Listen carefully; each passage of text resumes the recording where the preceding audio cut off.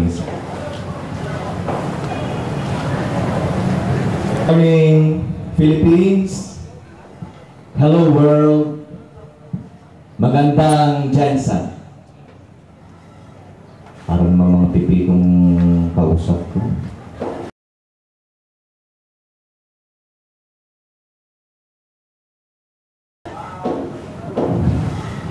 Totoo yun. Mas maganda pa ako sa Jen. May I request the department heads and assistant department heads as well as our honorable councilors to please occupy the front row seats. Ano tayo kay malapit tayo magbalik sa kanyang opisina. The Honorable Jose Mariano Constantino Gonzales. Good morning, sir.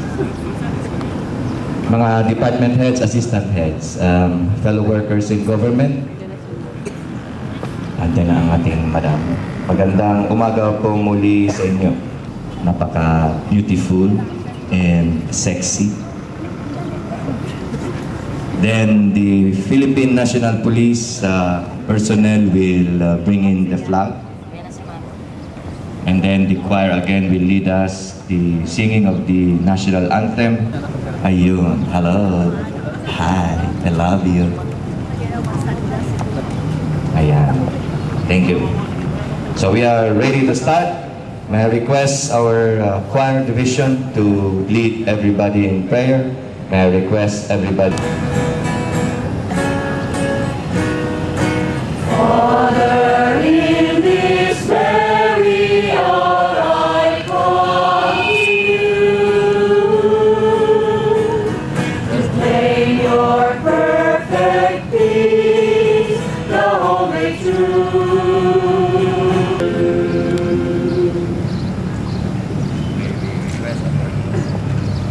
Attorney Rochelle Mahinancero, our CTDILG Director, for her pagpati.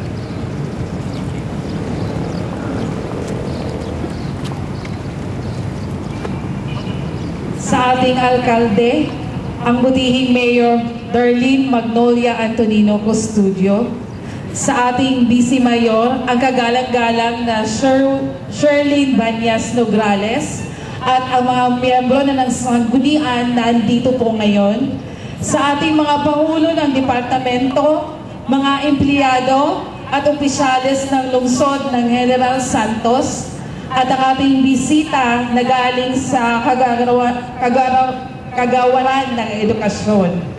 Magandang Jensen at isang mainit na pagbati sa inyong lahat nitong makasaysayang okasyon na ginugunita natin ng ating pangbansang watawat. Isa pong malaking karangalan na ako'y napili at inirekomenda ni Ginoong Jong kay Ginang Marlene na taga-pagbati sa araw na ito. Ngayong Mayo 28 po ang ating araw ng watawat. Ito ay ayon sa pagdiriwang din natin sa ating ikasandaan at 13 anibersaryo ng ating kalayaan sa Hunyo 12. Itong pagdiriwang na ito ay naaayon din sa Memorandum Circular bilang 2011-71 na pinirmahan ni Kalihim Jesse M. Robredo ng Kagawaran ng Interior at Pamahalaang Lokal noong Abril 28, 2011. Ayon po sa circular na ito, inaanyayahan ang mga local government units na magkaroon ng isang pagdiriwang. Nawa po ang selebrasyon na ito ay maging makabuluhan sa ating lahat bilang mga Pilipino at ating maisip na kahit sa isang saglit sa araw na ito, ang kahalagahan po ng ating watawat at ang bansang kanyang sinasagisag at ang kalayaan na ating tinatamasa. At naway ang selebrasyon na ito ay magbigay daan upang lalo pa nating paigtingin ang pagmamahal sa ating inang bayan sa pamamagitan pamamagitan po ng pagtupad natin sa ating pinanunumpaang katungkulan na may pagmamalasakit para sa kabutihan ng ating bayan. At bilang mga magulang, sana po ay may bahagi natin sa ating mga anak na wala nang hihigit pa sa pagmamahal sa ating sariling bayan. Sa muli, isang magandang Jensan. Maraming salamat po. Salitang ugat pala ang gagamitin ngayong araw.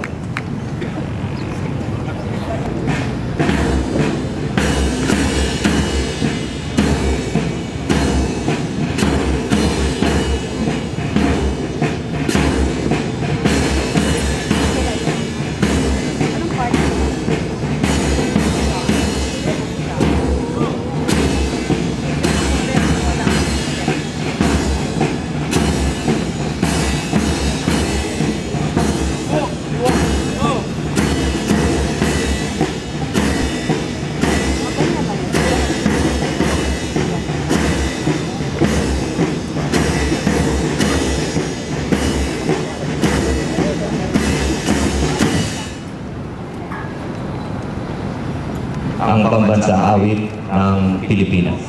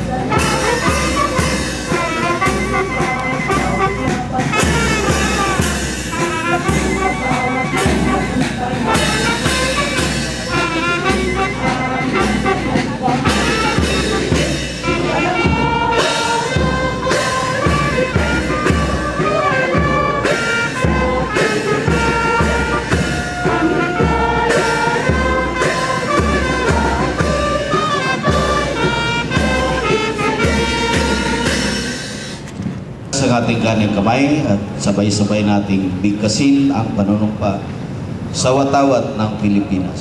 Ako ay Pilipino, buong katapatang nanunumpa sa watawat ng Pilipinas at sa bansang kanyang sinasagisag na may dangal, katarungan at kalayaan na pinakikilos ng sambayanang makadiyos, makakalikasan, makatao at makabansa. Tang lingkod bayan, katungkulan ko ang maglingkod ng buong katapatan at kausayan at makatulong sa katatagan at kaunlaran ng aking bayan. Sisikapin kong patuloy na maragdagan ang aking kaalaman. Magiging bahagi ako ng kaayusan at kapayapaan sa pamahalaan. Susunod at tutulong ako sa pagpapatupad ng mga umiiral na batas at alituntunin ng walang kinikilingan. Isasaalang-alang ko ang interes ng kararami bago ang pansarili kong kapakanan. Isusulong ko ang mga programang mag-aangat sa antas ng kabuhayan ng mamamayan. Aktibo akong makikibahagi sa mga dakilang layunin sa lipunan.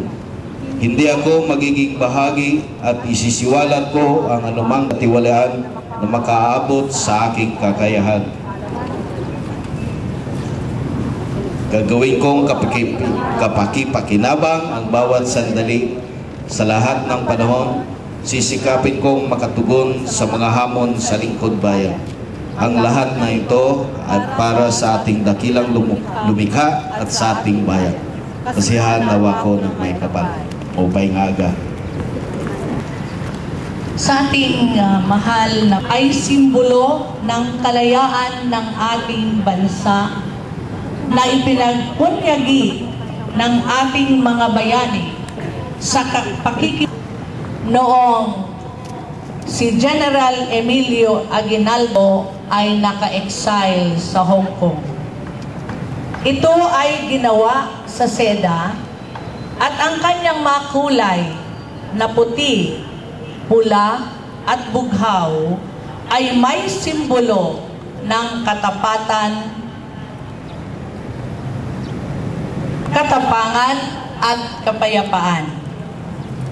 Ang tatsulok, nakaraan ng ating bansa sa istorya ng ating Pilipinas, ito ay unang ginamit noong May 28, 1898, May 28 to June 30. Mga kapwa ko, kawani ng gobyerno, karapat-dapat lang na ating bigyan ng mataas na paggalang ating bansa. Mayroon din mga ipinagbabawal na paggamit sa watawat, gaya ng paggamit na magiging damit at kung saan ito ginagamit sa iba't ibang okasyon. Naway, magiging matapat tayo sa ating paggamit sa ating watawat upang ipakita natin ang ating katapatan sa lahat ng pagpupunyagi ng ating mga bayani upang makamit ang kalayaan ng ating bayan. Ating lahat, pas na yun ang araw. So, din ako ni on. Yung mga selebrasyon na ito is just a reminder all of us. Pinapaalala po sa atin kung ano ang kalagahan ng ating watawat. At sana po, kahit sa flag ceremony po natin, kahit hindi National Flag Day, ibigyan po tunay na ito. Simbolo ng ating respeto sa kasaysayan ng ating bansa at simbolo ng ating respeto sa ating mga ninuno na nagbigay ng kanilang buhay para ma-atim natin ang kalayaan natin ngayon. So sa inyong lahat, magandang Jensen, Happy Flag Day! Maraming salamat, Mayor Custodio. Kung Pilipinas, buhay ng gintong bulaklak, pag-ibig na sa kanyang palad, nag-alayang dagilan, at sa kanyang yumi at ganda.